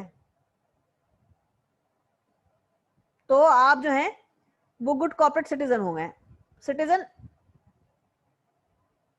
ऑर्गेनाइजेशन का पार्ट,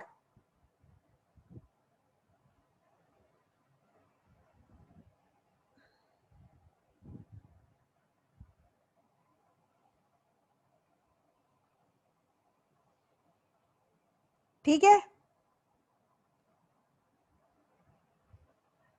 अच्छा जी, अब हम बात कर रहे हैं ऑर्गेनाइजेशन का जो कल्चर है वो वैल्यू बेस्ड मैनेजमेंट पे है, वैल्यू बेस्ड के ऊपर हम हमेशा बात करते हैं कि आपके शेयर्ड वैल्यूज होने चाहिए, एक गाइडलाइन होनी चाहिए, एम्प्लॉय किस तरह से बिहेव करें, उनको डायरेक्शन मिलनी चाहिए। और हम टीम में काम करते हैं, हम डिपार्टमेंट में काम करते हैं, एक बंदा फॉलो कर रहा है इंस्ट्रक्शन, दूसरा नहीं कर रहा है, नहीं ऐसा नहीं हो सकता। तमाम तर लोगों को, तमाम पूरी टीम को फॉलो करना होता है, ठीक है। और बॉटम लाइन क्या होती है कि जो कॉर्पोरेट वैल्यूज हैं, ऑर्गेनाइजेशन की जो वैल्यूज हैं, उनको हमें पीछे नहीं छोड़ना है, उनके ऊपर फोकस रहना है। डिसीजन, एक्शंस तमाम तर एम्प्लॉइज के उनके ऊपर ही होने चाहिए, ठीक है।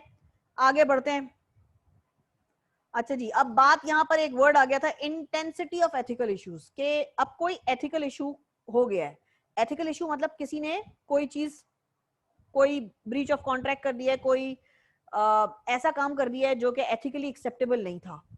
तो अब उसकी इंटेंसिटी यानी उस काम की शिद्दत, उसका इम्पैक्ट क्या होगा ऑर्गेनाइजेशन पे, ये डिपेंड करेगा भाई, और हम उसी हिसाब से उसके ऊपर एक्शन लेंगे, ठीक है। मतलब इशू इंटेंसिटी के ये सारे फैक्टर्स हो सकते हैं। इसके अंदर मैंने उस दिन आपको बहुत डिटेल में बताया था कि जो हार्म हुआ है वो किस नौयत का हुआ है, कितने लोगों को हार्म हुआ है, कंसेंसस ऑफ रॉन्ग, कितने लोग समझते हैं कि ये गलत हुआ है। कंसेंसस मतलब कितनी मेजॉरिटी इसको सपोर्ट कर रही है कि हाँ ये गलत हुआ है। प्रोबेबिलिटी ऑफ हार्म, अब ये एक्शन जो ले लिया गया है इससे हमारा हार्म का कितना परसेंटेज जो है वो चांसेस है कि हमें हार्म होगा। कंसंट्रेशन ऑफ इफेक्ट मतलब कि कितने विक्टिम्स हैं जो कि इससे इफेक्ट होंगे। प्रॉक्सिमिटी का मतलब है कि हम कितना क्लोज है, हमारा कितना डिस्टेंस है। Proximity is always distance with the victims, ठीक है। इमीडिएसी यानी इमीडिएट इम्पैक्ट होगा, या आगे फ्यूचर में जाके इसका हमें आफ्टर इफेक्ट नजर आएगा, ठीक है। ये इशू की इंटेंसिटी के फैक्टर्स हैं। अब इंटरनेशनल स्टैंडर्ड्स को हम जा रहे हैं, क्या international standards are universally accepted और नॉट, वर्ल्ड वाइड वो स्टैंडर्ड्स ही फॉलो हो रहे हैं या हर डिफरेंट कोने में डिफरेंट स्टैंडर्ड फॉलो हो रहा है, ठीक है। फिर कुछ प्रैक्टिसेस होती हैं, फॉर एग्जांपल मैंने यहाँ पर बोल दिया था ब्राइब की बात, ठीक है। कुछ कंट्रीज में ब्राइबरी ओवर द टेबल होता है, कुछ कंट्रीज में ब्राइबरी अंडर द टेबल होती है। ब्राइबरी तकरीबन अक्रॉस द ग्लोब चल रही है, कहीं कहीं पे लीगल कर दिया गया उसको, तो हम मुंह खोल के बोलते भाई हमारा कट किया होगा, और कहीं कहीं पे वो इलीगल है तो हम अंडर द टेबल रिश्वत ले लेते हैं, ठीक है, गिफ्ट्स के फॉर्म में। अब यहाँ पर बहुत डिटेल में जाने की जरूरत नहीं है, ये ह्यूमन राइट्स हैं जो कि यूनाइटेड नेशन जो है वो उसकी मेक श्योर कर रहा है वो कि हाँ जी तमाम तर एम्प्लॉइज के ह्यूमन राइट्स को प्रोटेक्शन दी जा रही है, ठीक है। इसको एक दफा आप लोग स्किम कर लीजिए, और कहीं पे कोई सवाल है तो मुझसे अभी के अभी कर लीजिए। एक दफा इसको रीड कर लो, और कहीं पे कोई भी सवाल है तो मुझसे कर लीजिए।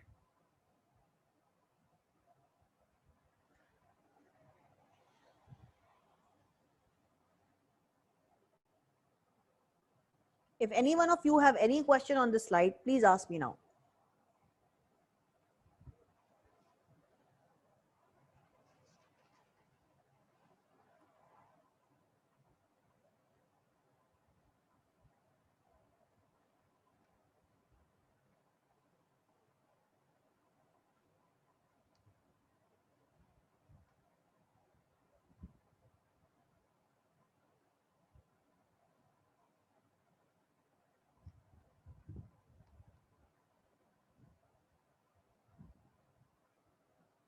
किसी को कोई सवाल नहीं है, इसका मतलब है आगे बढ़ रहे हैं।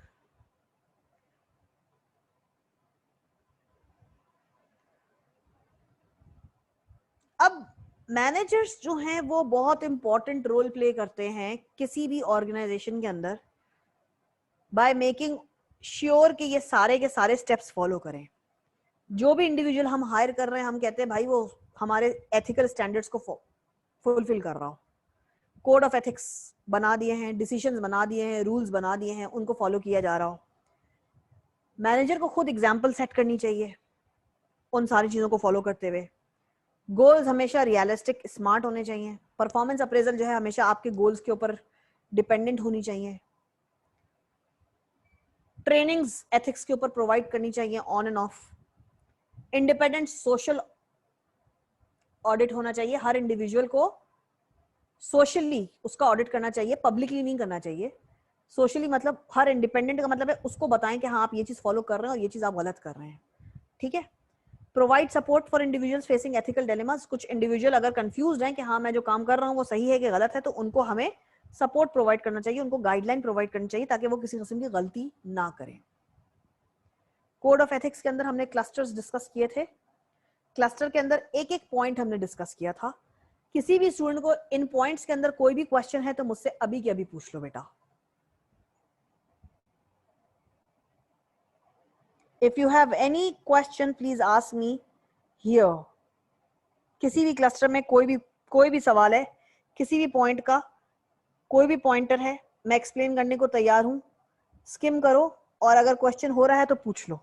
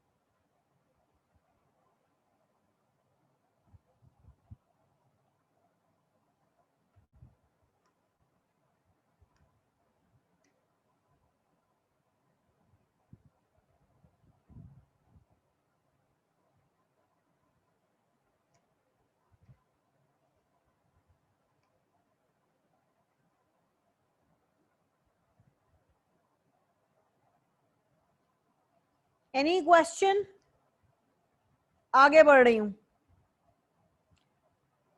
Code of ethics rules and regulations बना दिए हैं, गाइडलाइन बना दी है ताकि डिसीजन लेने में आसानी हो। एम्प्लॉइज उसको फॉलो करेंगे। एम्प्लॉइज को ये पता होना चाहिए कि कोड ऑफ एथिक्स को फॉलो करना कितना जरूरी है, और अगर उन्होंने डिसिप्लिन को ब्रेक किया तो उनको क्या पनिशमेंट या अकाउंटेबिलिटी को फेस करना पड़ सकता है। फिर ये 12 क्वेश्चन थे, इनकी कोई अहमियत नहीं है कोर्स आउटलाइन के हिसाब से, so I am skipping this slide. फिर हम जा रहे हैं वैल्यू ऑफ एथिक्स की ट्रेनिंग के अंदर हमें क्या चीजें मेक श्योर करनी चाहिए कि डिफरेंस ऑफ एथिकल बिहेवियर, कुछ लोग जो हैं उनका बिहेवियर किस तरह से हम कह सकते हैं कि ये एथिकली बहुत मॉरली स्ट्रांग पर्सन है, और हम कैसे कह सकते हैं कि एक एम्प्लॉय है वो एथिकली मॉरली बहुत वीक है। तो हम what is the difference between their behaviour, ठीक है। फिर हम कहते हैं कि एम्प्लॉय को अवेयरनेस क्रिएट करना चाहिए कि क्या एथिकल इश्यूज होते हैं, किन चीजों को हम कहते हैं हैरेसमेंट, किन चीजों को हम कहते हैं कि आप किसी की पर्सनल लाइफ के अंदर इंट्रूड कर रहे हैं, और बिजनेस के लिए ये चीजें क्यों इतनी ज्यादा जरूरी होती हैं when you are making any decision. आपको क्लियरली बता देना चाहिए। रीइंफोर्स, या तो आप रिवॉर्ड सेट करके लोगों को ethics, code of ethics conduct को फॉलो करवाएं, या पनिशमेंट के डर से करवाएं। एम्प्लॉइज को हेल्प करना चाहिए कॉन्फिडेंस बिल्डिंग के अंदर कि जी ऑर्गेनाइजेशन उनके सपोर्ट के लिए हमेशा खड़ी हुई है अगर वो एथिकली करेक्ट है। एथिकल लीडर बने, रोल मॉडल बने, ऑनेस्ट रहें, सच बोलें, चीजों को छुपाएं नहीं, मैन्युपुलेट ना करें, चेंज ना करें, एडमिट करें अगर आपकी गलती है। मिस्टेक्स आर ऑलवेज अनप्लैंड, तो मिस्टेक होना कोई प्रॉब्लम नहीं है। अच्छा जी, पर्सनल वैल्यूज को रेगुलरली कम्युनिकेट करें अपने एम्प्लॉइज को, स्ट्रेस करें ऑन ऑर्गेनाइजेशंस की टीम इंपॉर्टेंट शेयर्ड वैल्यूज के ऊपर, कि टीम वर्क के ऊपर बिलीव करना चाहिए, सब लोग एक साथ काम करें, मिलजुल के काम करें, एक दूसरे के अगेंस्ट काम ना करें। रिवॉर्ड सिस्टम को होल्ड करें, हम बताएं अगर रिवॉर्ड देंगे तो आपने ये काम बहुत अच्छा किया है, इसके ऊपर आपको ये रिवॉर्ड मिलता है, आपने ये काम बहुत गलत किया है, इसके ऊपर आप मुझे बताएं, अपनी अकाउंटेबिलिटी रिपोर्ट सबमिट करवाएं कि ऐसा क्यों हुआ, ये गलती क्यों हुई। एथिकल लैप्स, जब एथिक्स मर जाता है, ठीक है, एथिकल लैप्स जब एथिक्स मर जाता है तो फिर क्या होता है, एथिकल इश्यूज खड़े हो जाते हैं, तो ये अब खतरे की घंटी बज गई है। सोशल रिस्पॉन्सिबिलिटी को एंटरप्रेन्योर्स जो न्यू बिजनेस सेटअप कर रहे होते हैं उनको पता होना चाहिए कि उनको सोसाइटी के लिए क्या काम करना है, उनकी क्या सोशल रिस्पॉन्सिबिलिटीज है, वो अपॉर्चुनिटी क्रिएट करने जा रहे हैं। और काम के लिए बेहतर तरीका कैसे बनाया जा सकता है, पॉजिटिव सोशल चेंजेस लेके आए, कैंपेन्स रन करें। फिलैंथ्रोपी का मतलब होता है something good for the welfare. Welfare का मतलब है आपकी कंट्री, आपकी सोसाइटी। डोनेशंस दें, फंडिंग फाउंडेशंस करें, टीम वॉलंटियरिंग करें, इंडिविजुअल वॉलंटियरिंग करें, कुछ अच्छे काम में वॉलंटियर करें, अपनी पार्टिसिपेशन शो करें। And this is the end of chapter number 5। कोई क्वेश्चन किसी भी स्लाइड पे है तो बेटा चैट स्क्रीन पे क्वेश्चन थ्रो करो, फिर मैं चैप्टर नंबर 6 स्टार्ट कर रही हूं। If you have any question please throw it on the screen. इसका मतलब है अब तुम लोगों को समझ में आना शुरू हो गया है, मैनेजमेंट सबको समझ में आ रही है, क्वेश्चंस नहीं आ रहे मेरे पास फालतू किस्म के इस दफा, तो इसका मतलब है तुम लोगों को समझ में आना शुरू हो गया है। If there is any question बेटा पूछ लो।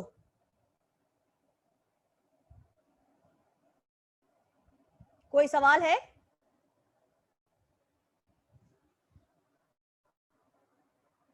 किसी स्टूडेंट कोई भी सवाल नहीं है?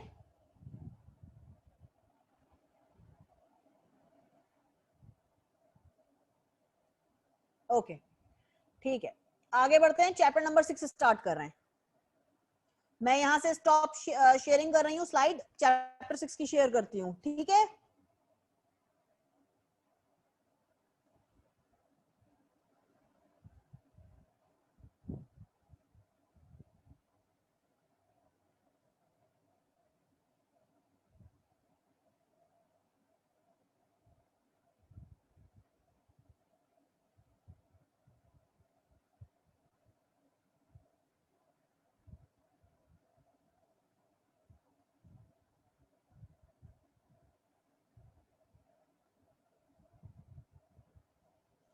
अच्छा जी, चैप्टर नंबर 6 अब डिसीजन मेकिंग का चैप्टर है, ठीक है। ये तुम लोगों को थोड़ा फ्रेश होना चाहिए क्योंकि ये हम लोगों ने लास्ट ही वीक किया है। डिसीजन का मतलब क्या होता है बेटा, जब आप ऑल्टरनेट्स के बीच में से कोई चीज चॉइस कर रहे हैं, कोई डिसीजन चूज कर रहे हैं, और जब भी हम कोई डिसीजन ले रहे होते हैं तो हमारे पास ऑल्टरनेट्स अवेलेबल होते हैं। उन ऑल्टरनेट्स को देखते हुए जो बेस्ट ऑल्टरनेट होता है उसको हम पिक करते हैं, and that is what when we make decisions, ठीक है। सबसे पहले हम बात करते हैं डिसीजन की डेफिनेशन होगी मेरे ख्याल से, जहां तक मेरा ख्याल है, या डिसीजन की डेफिनेशन है, then when you are making choice from two और more alternatives, when you are making choice between two or more alternatives, ठीक है। डिसीजन मेकिंग का पूरा प्रोसेस है और उस प्रोसेस को हमने आगे जो है वो स्टेप्स के अंदर डिवाइड किया है। पहले आप प्रॉब्लम को आइडेंटिफाई करेंगे, फिर आप डिसीजन मेकिंग का क्राइटेरिया सेट करेंगे, फिर आप एलोकेट करेंगे वेट्स, फिर आप डेवलप करेंगे ऑल्टरनेटिव, फिर आप एनालाइज करेंगे तमाम ऑल्टरनेट्स को, फिर आप सिलेक्ट करेंगे बेहतर ऑल्टरनेटिव, और फिर आप इम्प्लीमेंट करेंगे अपने ऑल्टरनेटिव को, और फिर आप इवेल्युएट करेंगे जो आपने डिसीजन लिया था, जो आपने ऑल्टरनेट पिक किया था वो सही था या नहीं, ठीक है। आपकी बुक के अंदर एग्जाम्पल है एक कंप्यूटर्स की, लैपटॉप्स की कंपैरिजन है, ठीक है। उसको हम अभी आगे डिस्कस करेंगे। सबसे पहले प्रॉब्लम को डिफाइन करो, प्रॉब्लम क्या है, मैनेजर को वो प्रॉब्लम कब बताई गई, उस प्रॉब्लम को सॉल्व करने का क्या तरीकेकार हो सकता है, मैनेजर के पास अथॉरिटी है, इंफॉर्मेशन है, रिसोर्सेज हैं जो भी प्रॉब्लम सॉल्विंग के अंदर रिक्वायर्ड हैं या नहीं। स्टेप नंबर 2, डिसीजन का क्या क्राइटेरिया है, कॉस्ट देखनी है, रिस्क देखना है, आउटकम देखना है। फिर मैं उस क्राइटेरिया के ऊपर वेट्स लगाऊंगी कि कॉस्ट कितनी थी, वेट, रिस्क कितना था, वेट लगाया, आउटकम जो मुझे चाहिए है, ग्रोथ जो भी रिक्वायर्ड है मुझे, आउटपुट, वो कितना उसका वेटेज है, ठीक है। एग्जाम्पल उन्होंने आपको दे दी है, क्राइटेरियाज यहाँ पे सेट कर दिए हैं। एक लैपटॉप खरीदने जा रहे हैं, कंप्यूटर रिप्लेसमेंट डिसीजन लेना है, उसके ऊपर आपने memory, storage, battery life, carrying weight, warranty and display, ये सब के ऊपर आपने वेट लगा दिया है, ठीक है। फाइनली वेट लगाते लगाते अभी आगे आएगा क्या, हमने कैसे कंपैरिजन, ऑल्टरनेटिव्स पिक किए हमने, कितने ऑल्टरनेट्स थे हमारे पास, ठीक है ना, HP है, तोशिबा है, मैकिनटॉश है, ठीक है, फिर हम डेल है, और फिर हम बात कर रहे हैं कि उन ऑल्टरनेट्स को हमने एनालाइज किया कि कौन सा 1 पे है, कौन सा 2 पे है, कौन सा 3 पे है। This is how we did, numbering कर दी, सबकी वेट कर ली, वेट को फिर हम इसको एलोकेट करेंगे, फिर हम सिलेक्ट करेंगे कौन सा ऑल्टरनेट जो वो बेस्ट है, जिसका सबसे ज्यादा वेट होगा। तोशिबा का सबसे ज्यादा वेट है, आगे स्लाइड में नजर आएगा, हमने उसको पिक कर लिया। फिर हम इंप्लीमेंट करने जा रहे हैं, जिस ऑल्टरनेटिव को हमने पिक किया उसकी इंप्लीमेंटेशन पे जा रहे हैं। This is how we decided. हमने तोशिबा को पिक किया है जिसके वेटेज सबसे ज्यादा है, दैट इज 249। ये हमारे क्राइटेरिया के चीजें थी, कैरेक्टरिस्टिक्स थे, और इनके ऊपर हमने वेट्स लगा दिए हैं। वेट्स कैसे? मार्केट से हमने डाटा पिक किया होगा। कोई सवाल यहां तक किसी स्टूडेंट को? तुम लोगों को सवाल नहीं है? कोई सवाल नहीं है बेटा? Is it all clear? Very good यार, गुड है, फिर तो अच्छी बात है। अब देखो, क्लियर होने के साथ साथ तुम लोग इसको खुद भी पढ़ो, खुद भी रीड करो। अच्छा, Azwar, if I am not wrong, किस ये वेट्स गिवन होंगे? अरे बेटा कैसी बातें करते हो, वेट्स तो हमने मार्केट से, एक आपको एग्जांपल दी जा रही है, खुदा का खौफ करो। हो सकता है तुम्हें एक ऐसा एमसीक्यू बना के दे दिया जाए कि जहां पे वेट लिखे हुए होंगे तो तुमसे पूछा जाएगा कि तुम कौन सा ऑप्शन करोगे, तो तुम चेक करना कहां पे सबसे हाईएस्ट वैल्यू आ रही है। सारिम शहजाद, क्या व्हाट्स रॉन्ग विथ यू? अच्छा जी, हाँ मिस लिखा है, समझ गई थी मैं। बात हो गई है। अच्छा, now the thing is, there is was one student Azwar. तुम अपना क्वेश्चन जरा होल्ड करना, अभी मैं तुम्हारे क्वेश्चन को आंसर करूंगी जो तुमने मुझे व्हाट्सएप पे भेजा था, क्वेश्चन नंबर 19, ठीक है ना? ये मुझे याद दिलाना, आखिर में मैं उसको आंसर करूंगी, लेकिन पहले मुझे ये क्वेश्चन आंसर सेशन कर लेने दो, ठीक है? आगे बढ़ते हैं। फिर हम देख रहे हैं कि जो हमने डिसीजन लिया है भाई, वो काम का भी था या नहीं था। अगर कुछ गलत है तो क्या गलत है, उसको करेक्टिव मेजर्स लेंगे, फिर हम करेक्शंस करेंगे। फिर POLC, planning, organizing, leading, controlling on the decision. इसको एक दफा स्किम कर लो, रीड करो। कोई सवाल इस स्क्रीन पे है तो मुझसे अभी के अभी कर लो।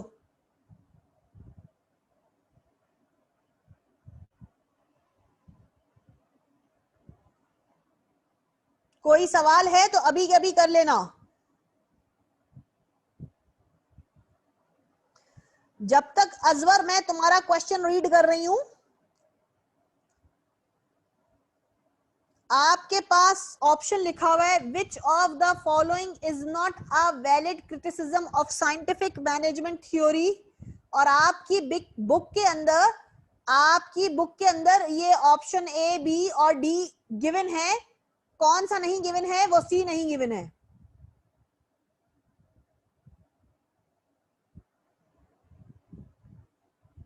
साइंटिफिक मैनेजमेंट तो कहता है कि कॉम्प्लेक्सिटीज आएंगे, ठीक है?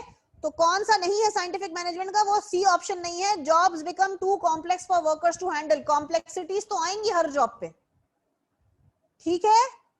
Azwar, is it clear? Azwar बेटा, आपने जो क्वेश्चन नंबर 19 मुझसे पूछा था, क्या वो क्लियर है?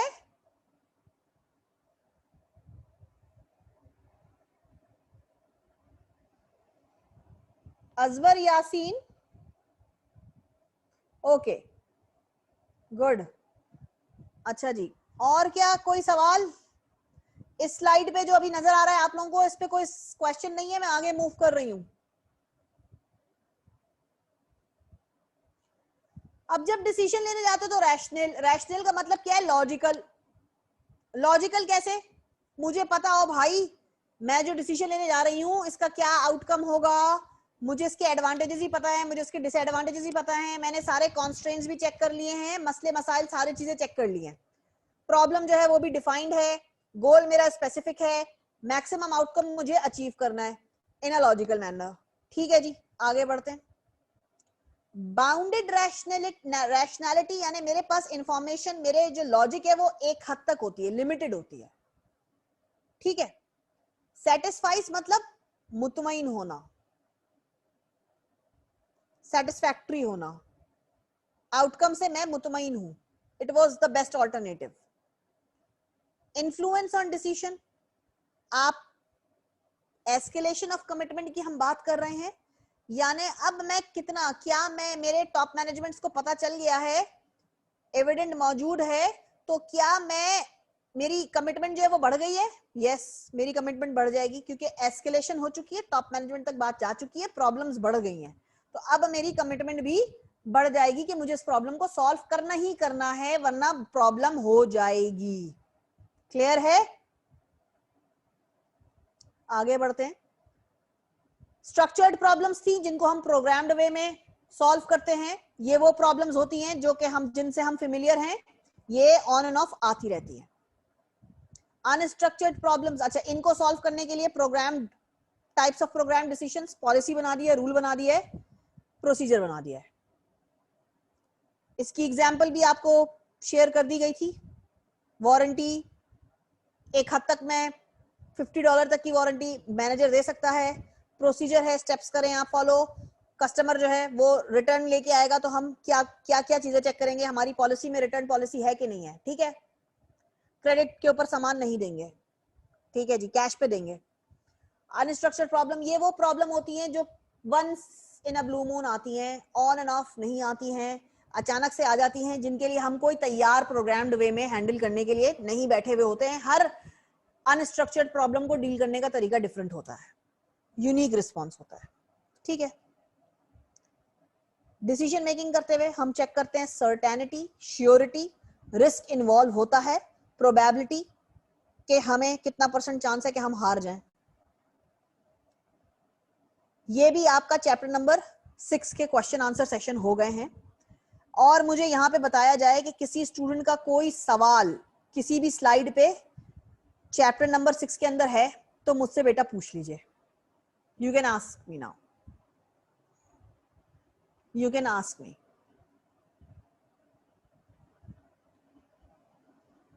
Any question, if any one of you is having, please ask me now.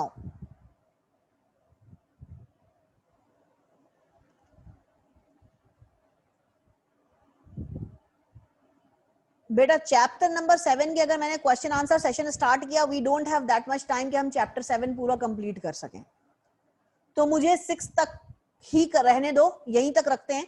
लेकिन बात ये कि तुम लोगों को कोई भी सवाल, अच्छा इसके अलावा एमसीक्यूज का अगर कोई भी सवाल है, एमसीक्यूज में भी अगर कोई भी सवाल है तो मुझसे कर लीजिए। स्क्रीन मैंने अब आप पे क्वेश्चन आंसर सेशन की खोल दी है। आपके पास कोई भी सवाल है चैट स्क्रीन पे लिखिए, मैं अभी आपको आंसर करूंगी। अब आपका टाइम स्टार्ट हो गया है ओपन क्वेश्चन आंसर सेशन। आपके एमसीक्यूज में, आपके पास कोई एमसीक्यूज है जो आपको समझ में नहीं आ रहा, वो आप यहां पे लिखें, टाइप करें और मुझसे करें।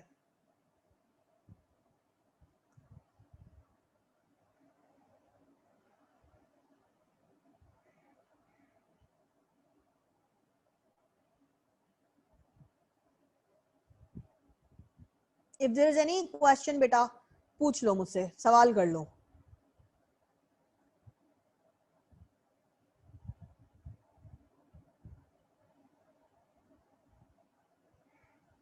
कोई सवाल नहीं है यार, तुम लोग मतलब मजाक हो गया ये तो। बच्चों सवाल करो,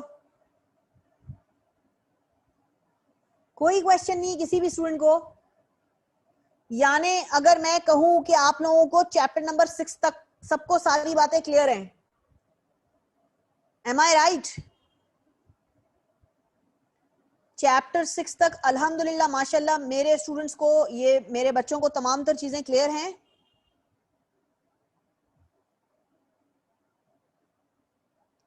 सो this is something really wonderful. ये बहुत बड़ी अचीवमेंट है बेटा, ये बहुत बड़ी अचीवमेंट है कि आपको 6 चैप्टर्स के अंदर कोई कंफ्यूजन नहीं है।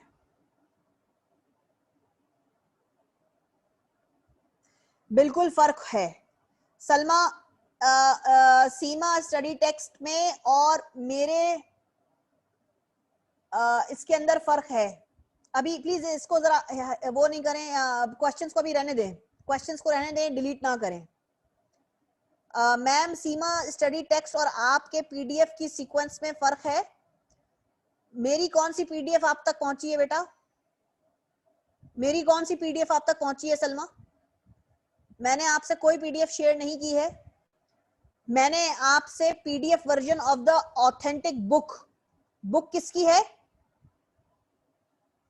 स्टीफन पी रॉबिन्स की, जिससे मैं पढ़ा रही हूं। बिल्कुल दोनों किताबों के अंदर फर्क होगा, मगर ये मैच आपने करना है।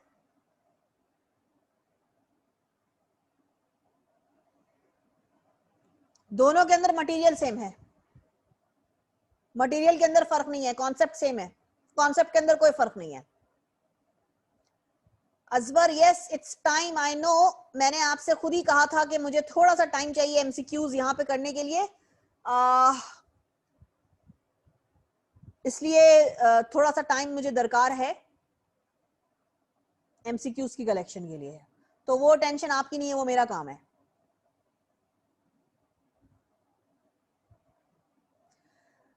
आप स्टीफन पी रॉबिन्स फॉलो कर रहे हैं और इससे आप खुद रिलेट करेंगे, खुद टैली करेंगे सीमा के स्टडी टेक्स्ट को, वो आपकी जिम्मेदारी है।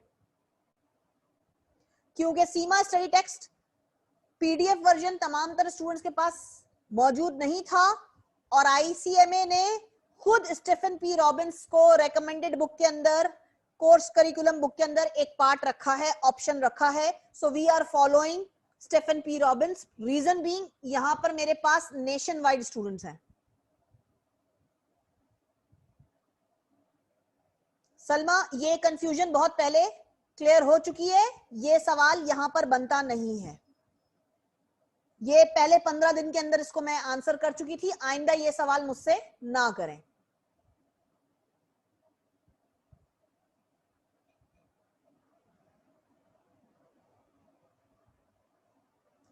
सीमा के स्टडी टेक्स्ट के अंदर और स्टीफन पी रॉबिन्स के स्टडी टेक्स्ट मटेरियल के अंदर कोई फर्क नहीं है, कॉन्सेप्ट के अंदर कोई फर्क नहीं है। आगे पीछे चीजें हैं, वो टैली करना आपका काम है। माज एंड सलमा, ठीक है? और ये मैं बहुत पहले बोल चुकी हूं। पेपर पैटर्न गाइड कर दें, ये बहुत सारिम शहजाद एमसीक्यूज की किट पकड़ लो, प्रैक्टिस वाली सीमा की, और पेपर पैटर्न तुम्हारे पास है। पेपर पैटर्न कुछ भी नहीं है, एमसीक्यूज आते हैं। एमसीक्यूज के अंदर एक सवाल होगा, उसके अंदर तुम्हें चार ऑप्शंस दिए हुए होंगे, तुमने बेस्ट एप्रोप्रिएट ऑप्शन पिक करना है।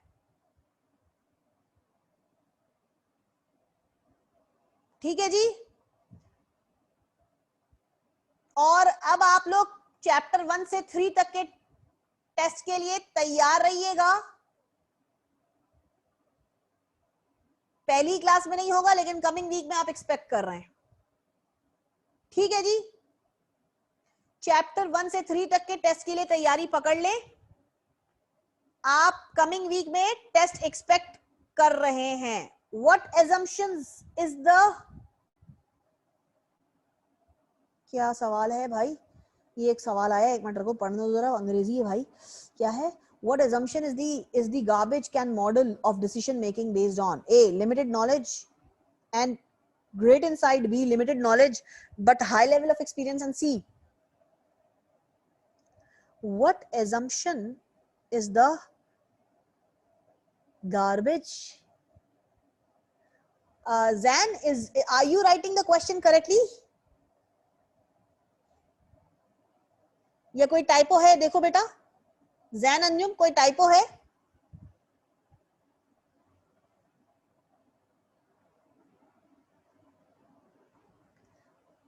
Zan Anjum, is there any typo here?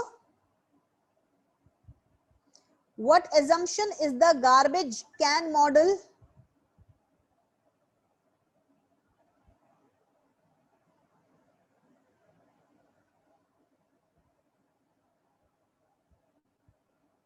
Okay, let me read. What assumption is the garbage can model of decision making based on? और अव्वल तो ये garbage can model of a decision making based on, what do we mean by the garbage can model? Anyways, coming back, वापस आओ, options देखते हैं। Limited knowledge and great insight, knowledge कभी limited नहीं होनी चाहिए डिसीजन में। लिमिटेड नॉलेज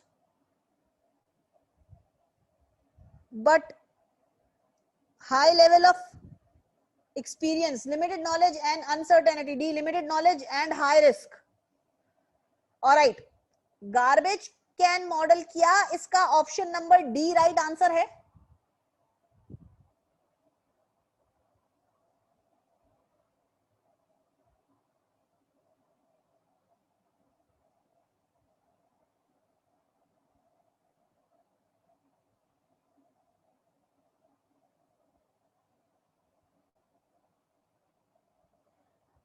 क्या इसका ऑप्शन नंबर बी बेटा Jain Anjum B right option है? B B B for boy.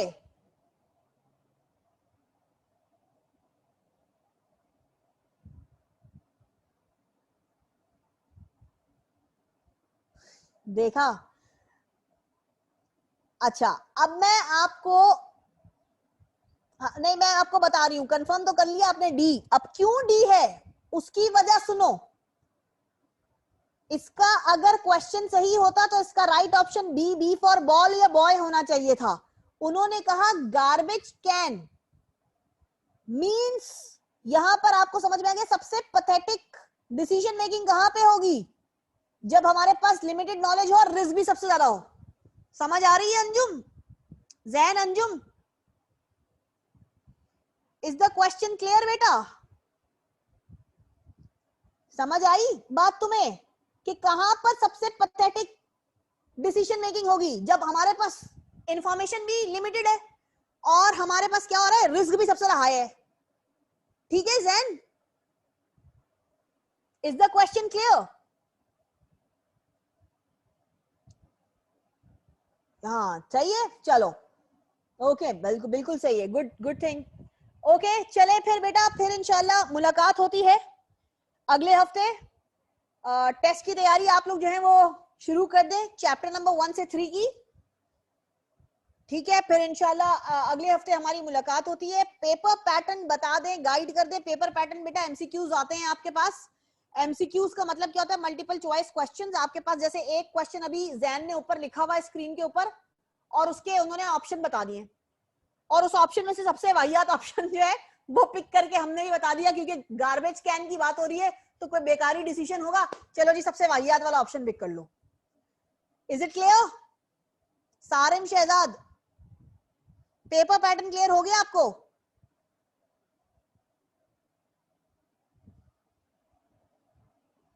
Alright done.